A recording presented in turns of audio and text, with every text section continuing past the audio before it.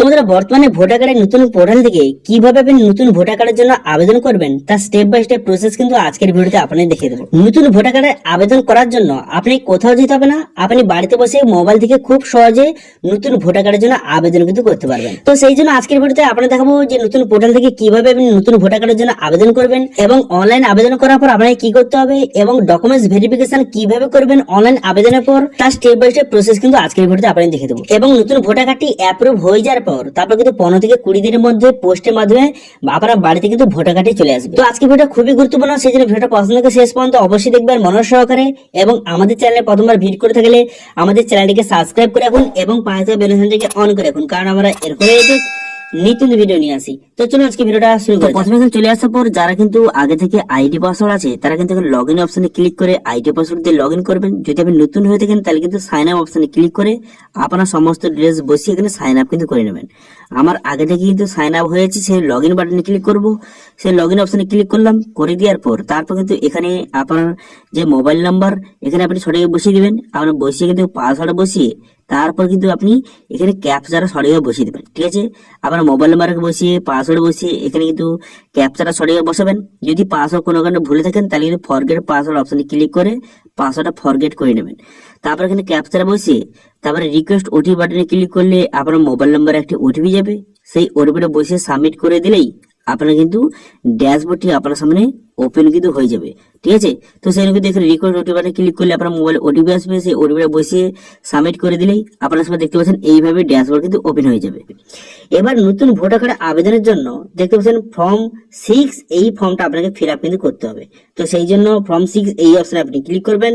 এই অপশনে ক্লিক করে দেওয়ার সঙ্গে সঙ্গে তারপরে নেক্সট পেজ আপনার সামনে ওপেন কিন্তু হয়ে যাবে। ঠিক আছে, তো সেই জন্য এই অপশনে ক্লিক করলাম। এই অপশনে ক্লিক করে দেওয়ার সঙ্গে সঙ্গে তারপরে নেক্সট পেজ আপনার সামনে কিন্তু এইভাবে ওপেন হয়ে যাবে। হয়ে যাওয়ার পর এরপর এই ফর্মটা কিভাবে ফিল আপ করবেন স্টেপ বাই স্টেপ আপনাদের দেখিয়ে দেবো। সেই জন্য ভিডিওটা কিন্তু প্রথম থেকে শেষ পর্যন্ত অবশ্যই দেখবেন। ঠিক আছে, তো এই ফর্মটা এইভাবে খুলে যাওয়ার পর এরপর আপনি কি করবেন, এরপর দেখতে পাবেন স্টেট, এখান থেকে স্টেটটা আপনি সিলেক্ট করে নেবেন। স্টেটটা সিলেক্ট করে নেওয়ার পর তারপরে ডিস্ট্রিক্ট, এখান থেকে ডিস্ট্রিক্টটা আপনি সিলেক্ট কিন্তু করে নেবেন। করে নেওয়ার পর তারপরে দেখতে পাচ্ছেন যে অ্যাসেম্বলি, এখানে থেকে অ্যাসেম্বলিটা আপনি সিলেক্ট কিন্তু করে নেবেন। ঠিক আছে, আপনার যে অ্যাসেম্বলিটা এখানে সঠিকভাবে সিলেক্ট করে নেবেন। অ্যাসেম্বলিটা সিলেক্ট করে নেওয়ার পর তারপর আপনি কি করবেন, এখানে নেক্সট বাটন দেখতে পাচ্ছেন, এই নেক্সট বাটনে আপনি ক্লিক করে দেবেন। অ্যাসেম্বলিটা সিলেক্ট করে নেওয়ার পর নেক্সট বাটনে ক্লিক করে দেওয়ার সঙ্গে সঙ্গে নেক্সট পেজ আপনার সামনে এইভাবে ওপেন হয়ে যাবে। এরপর কি করবেন, এখানে আপনার যে ফার্স্ট নেম বসিয়ে দেবেন। ফার্স্ট নেম বসিয়ে দেবেন, যদি মিডিল নেম থাকে তাহলে কিন্তু ফার্স্ট নেম বসানোর পর একটা স্পেস দিয়ে মিডিল নেমটা বসিয়ে দেবেন। বসিয়ে দেওয়ার পর লাস্ট নেম, এখানে লাস্ট নেমটা বসিয়ে দেবেন। বসিয়ে দেওয়ার সঙ্গে সঙ্গে অটোমেটিক কিন্তু বাংলায় নামটা চলে আসবে। ঠিক আছে, দেখতে পাচ্ছেন ইংলিশে নাম টাইপ করার সঙ্গে সঙ্গে বাংলায় নামটা অটোমেটিক চলে এসেছে। এবার যদি কোনো কারণে বাংলায় নামটা ভুল এসে থাকে বা টাইপিংটা ভুল হয়ে যায় তাহলে এখানে দেখতে পাচ্ছেন একটা অপশন দিয়ে রয়েছে, এই কিবোর্ড একটা অপশন, এই অপশনে ক্লিক করেন। এই অপশনে ক্লিক করার পর এখানে বাংলা নামটা সঠিকভাবে আপনি টাইপ কিন্তু করে নেবেন। ঠিক আছে, করে নেওয়ার পর সেম একইভাবে লাস্ট নামটা বসিয়ে দেওয়ার পর এখানে কিন্তু ফটো, এখানে ফটোটা আপনি আপলোড কিন্তু করে দেবেন। এখানে 2 MB এর মধ্যে আপনি কিন্তু ফটোটা সঠিকভাবে আপলোড কিন্তু করে দেবেন।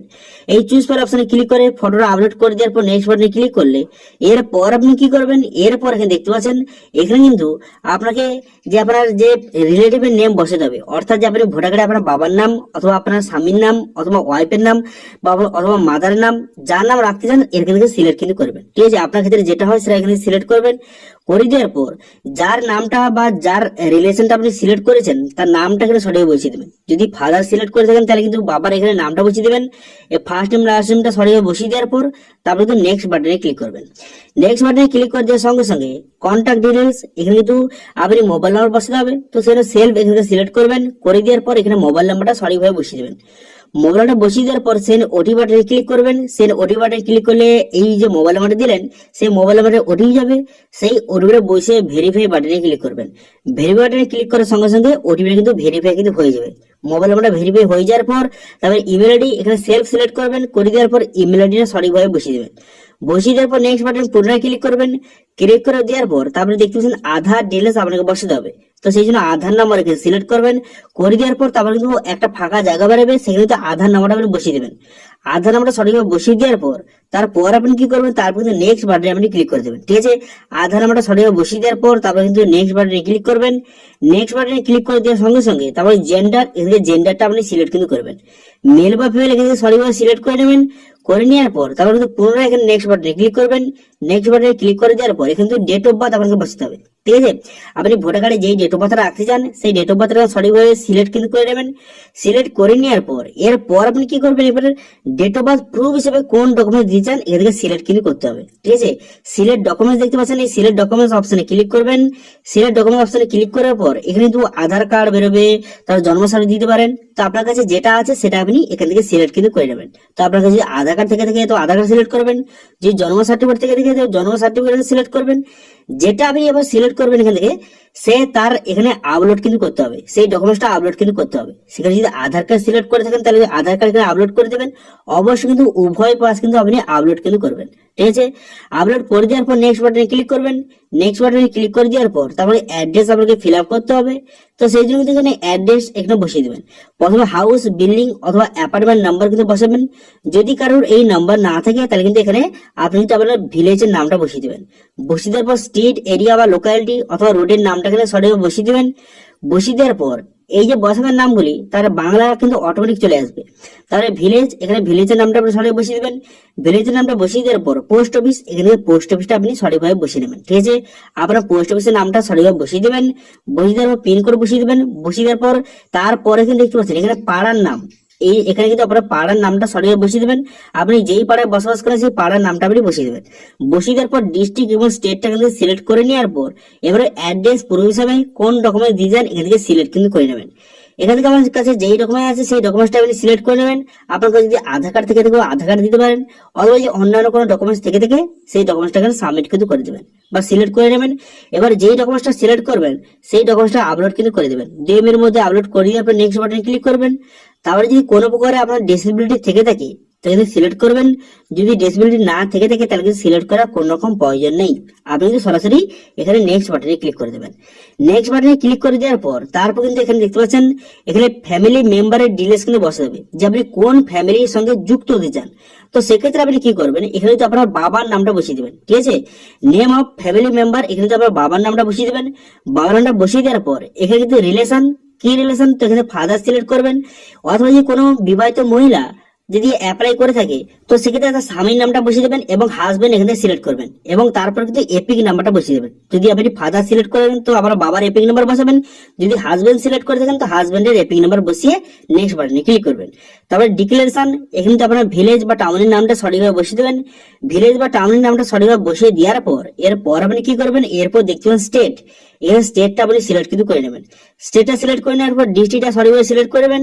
করে দেওয়ার পর আপনি যে এই অ্যাড্রেসে কত বছর ধরে থাকছেন এখান থেকে সিলেক্ট কিন্তু করে নেবেন। ঠিক আছে, আপনার বাসস্থানে যে আপনি থাকছেন কত বছর ধরে সেটা এখানে সিলেক্ট করে নেওয়ার পর তারপর আপনি কি করবেন, এখানে প্লেস, এখানে তো আপনার যে প্লেসের নামটা বসিয়ে দেবেন। এখানে তো পোস্ট অফিসের নামটা এখানে সঠিকভাবে বসিয়ে দেবেন। ঠিক আছে, বসিয়ে দেওয়ার পর এরপর নেক্সট বাটনে ক্লিক করলে তারপর এখানে ক্যাপচা, এখানে ক্যাপচাটা সঠিকভাবে ফিল আপ করবেন। ক্যাপচাটা ফিল আপ করে দেওয়ার পর প্রিভিউ এন্ড সাবমিট বাটনে ক্লিক করবেন। প্রিভিউ এন্ড সাবমিট বাটনে ক্লিক করার সঙ্গে সঙ্গে ফর্মে যে প্রিভিউটা আপনার সামনে শো হয়ে যাবে, পুরো ডিটেলসটা আপনি ভালো করে দেখে নেবেন। দেখে নেওয়ার পর তারপর সাবমিট বাটনে ক্লিক করবেন। সাবমিট বাটনে ক্লিক করার সঙ্গে সঙ্গে একটা রেফারেন্স আইডি নাম্বার আপনাকে প্রোভাইড করবে।